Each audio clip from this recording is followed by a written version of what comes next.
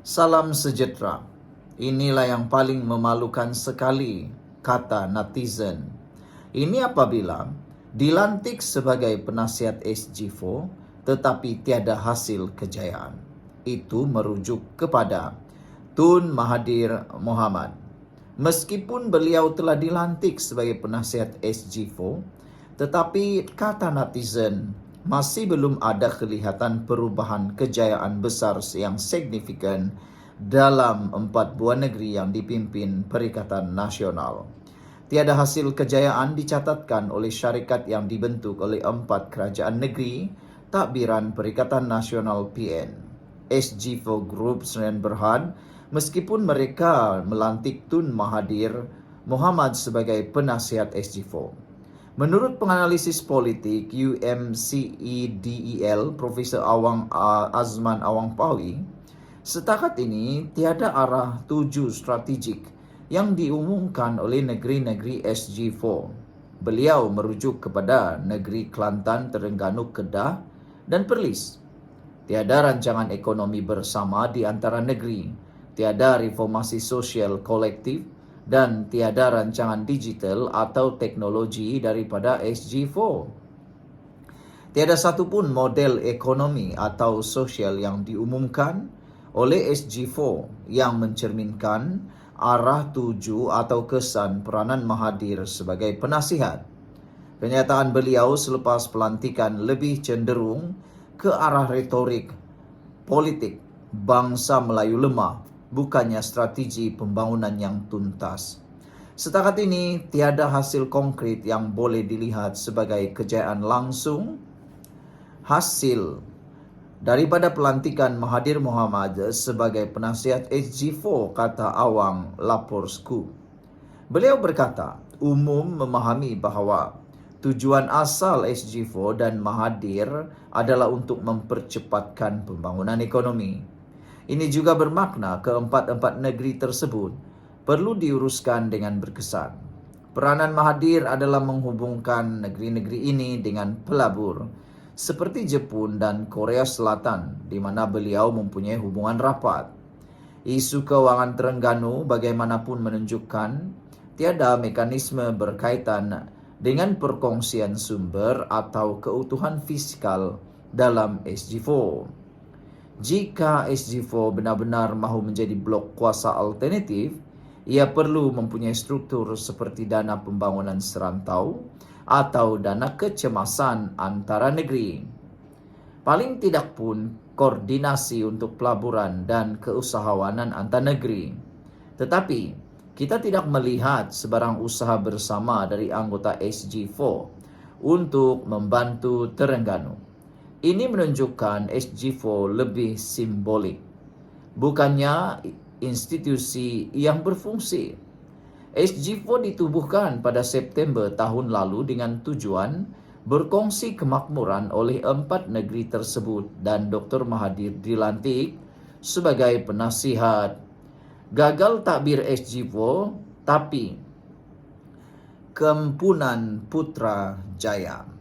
Pada Mac 23, 2025, Naib Presiden PKR Nik Ahmad membidas Perikatan Nasional yang kempunan untuk menjadi kerajaan pusat meskipun Pakatan Pembangkang tersebut gagal membawa sebarang kemajuan ekonomi maupun pembangunan di 4 negeri takbiran mereka SG4. PN gagal menguruskan ekonomi negeri SG4 iaitu Kelantan, Terengganu, Kedah dan Perlis untuk dijadikan model jika sekali lagi mahu mentadbir Putrajaya. SG4 Group Sdn Bhd yang kononnya akan membawa kemajuan ekonomi kepada 4 negeri pembangkang terbukti tidak praktikal dan tidak memberi kesan signifikan kepada pembangunan negeri tersebut, katanya lapor FMT. Beliau berkata demikian ketika mengulas kenyataan pengerusi PN Tan Sri Muhyiddin Yassin yang yakin bahawa gabungan pimpinannya itu mampu menerajui negara dengan lebih baik berbanding kerajaan perpaduan PHBN. Prestasi buruk ini diteruskan oleh blok pembangkang tersebut di Parlimen, kata Nik Nazmi. Beliau menambah prestasi Muhyiddin sebagai Perdana Menteri yang ke-8 mengecewakan karena gagal menguruskan ekonomi. Kabinet bayangan yang dibentuk PN juga tidak berfungsi sebagai semak dan imbang yang efektif, malah gagal menawarkan belanjawan alternatif sebagai blok pembangkang untuk dinilai rakyat. Jadi ada yang cadangkan SG4 bubarkan saja. Sekian dulu, kita jumpa lagi. Bye-bye. Salam sejahtera, terima kasih kerana bersama dengan saya di Nazilin Unity Channel. Bak kata orang tua-tua, apa yang Anda tanam itu yang Anda tuai. Apa yang Anda fitnah, Anda akan dapat saman. Haha, macam begitulah. Hari ini, seorang ustaz telah pun diperintah bayar sebanyak 2,5 juta ringgit kepada Khairi Jamaluddin. Ustaz Abu Syafiq memfitnah KJ dan telah pun diarah membayar 2,5 juta ringgit. Ini kali pertama kita dengar seorang ustaz diarah atau diperintah oleh mahkamah membayar 2,5 juta ringgit. Saudara-saudara, Mahkamah Tinggi di sini pada Jumaat memerintahkan pendakwa bebas Ustaz Abu Syafiq membayar 2,5 juta ringgit kerana memfitnah bekas Menteri Kesihatan Khairi Jamaluddin berhubung pandemik COVID-19 dan program vaksinasi kerajaan. Hakim Datuk Raja Ahmad Mohzanuddin Shah Raja Mohzan memutuskan demikian selepas membenarkan saman yang dikemukakan Khairi 49 tahun terhadap Abu Syafiq atas nama penuhnya Muhammad Rashid Muhammad Alwi 45 tahun. Semasa prosiding, Hakim berkata, Khairi selaku planatif layak menerima ganti rugi berjumlah 2 juta ringgit, iaitu masing-masing 250 ribu ringgit bagi setiap 8 kenyataan fitnah.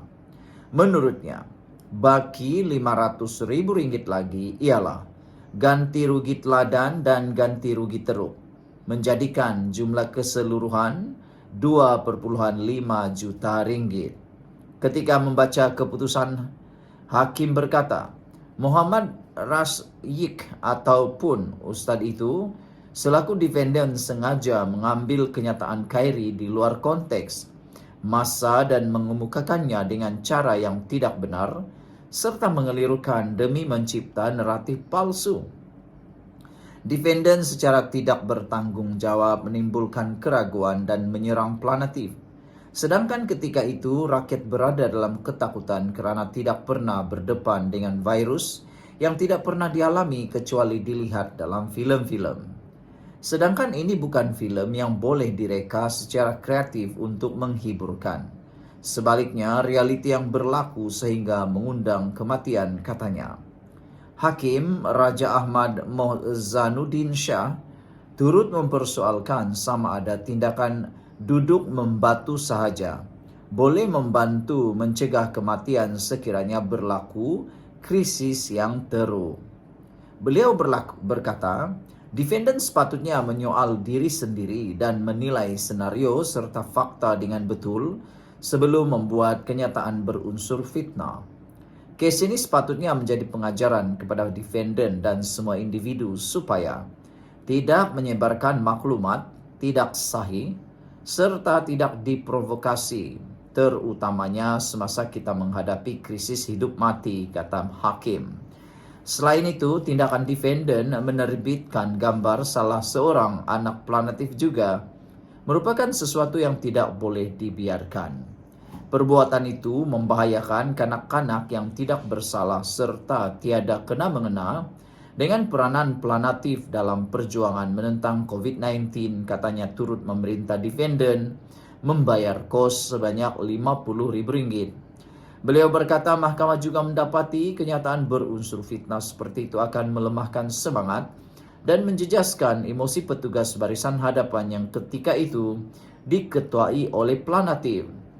Sebelum membacakan keputusannya, Hakim sempat mengucapkan takziah kepada Khairi atas pemergian bapa mertuanya yang juga Perdana Menteri kelima.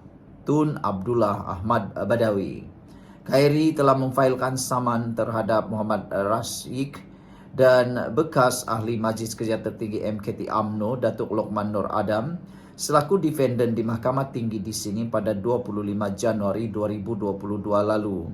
Saman itu dibuat susulan tulisan dalam talian antara 20 Oktober 2021 hingga 10 Januari 2022 berkaitan program vaksinasi COVID-19 kerajaan. Saman tersebut difailkan melalui Tetuan Rashid Zulkifli selepas defendant enggan mematuhi tuntutan Khairi antaranya supaya dakwaan-dakwaan mereka dipadam pada 16 Januari 2022. Menurut laporan, Khairi menuntut ganti rugi ganti rugi teladan dan ganti rugi teruk serta perintah supaya status dipertikaikan dipadam serta permohonan maaf di media sosial dan beberapa portal berita. Pada itu, Muhammad Rasyik menerusi satu hantaran berasingan sebelum ini turut menyatakan bahawa dia akan memadam segala hantaran dan video vaksin berkait dengan bekas ahli Parlimen Rembau itu. Bagaimanapun, pada 15 April 2024, kes saman terhadap Lokman diselesaikan secara baik apabila beliau bersetuju untuk memohon maaf kepada Khairi dalam tempoh 30 hari selain membayar pampasan. Sekian untuk kali ini, jangan lupa tinggalkan komen Anda.